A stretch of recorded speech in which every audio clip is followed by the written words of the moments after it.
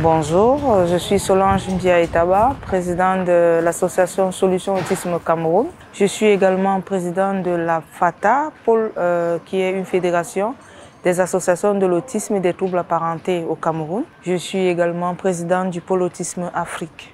Je suis M. Guy Martial. Je suis le secrétaire général de l'association Solutions Autisme Cameroun et je suis aussi éducateur spécialisé. On travaille avec des enfants au quotidien. Solutions Autisme Cameroun, c'est une association de parents, de professionnels et de toute personne acquise à la cause des personnes présentant les TSA. Solutions Autisme Cameroun a été créée en 2009 et a obtenu son statut légal en 2011. Là, nous étions un groupe de professionnels, de parents et on s'est dit qu'il fallait améliorer les conditions d'accompagnement des enfants autistes au Cameroun. L'impact du handicap, bien de la différence sur la famille, sur la société est très fort.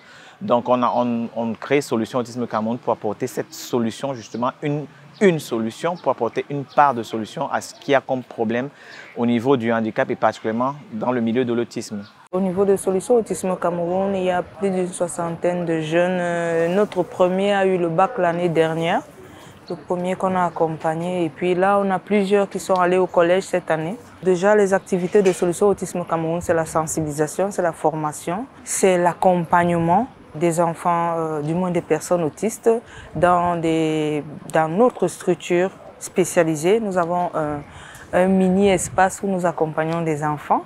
Nous avons également une école, du moins en gestation, une école inclusive en gestation. Et nous amenons nos enfants qui sont de plus en plus autonomes vers la professionnalisation. Donc on les accompagne dans des structures professionnels pour des formations. Il y a beaucoup de bénévoles qui travaillent avec nous, certains qui vont et viennent. Vous savez, le travail de bénévolat n'est pas toujours très bien conçu. Alors les gens ne le comprennent pas très bien dans notre environnement. Mais ça se met de plus en plus en place. Il y a beaucoup de personnes qui donnent de leur temps pour travailler avec nous.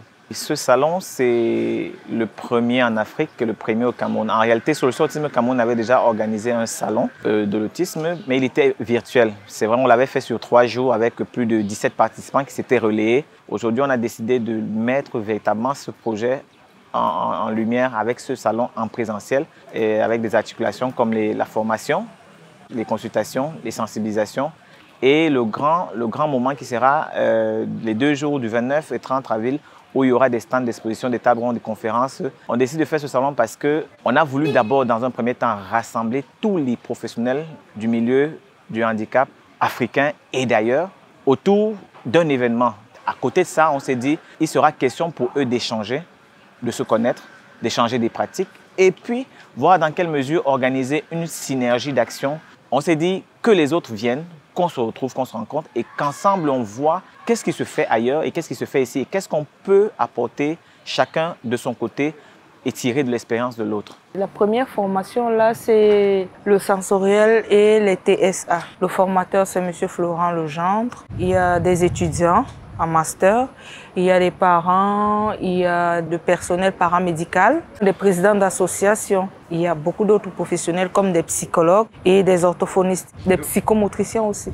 L'objectif du salon, c'est de créer un centre d'expertise autisme au Cameroun et l'étendre dans tous les pays d'Afrique. Maintenant, nous avons besoin des partenariats, nous avons besoin de formation, nous avons besoin d'accompagnement. De prévalence entre hommes et femmes, alors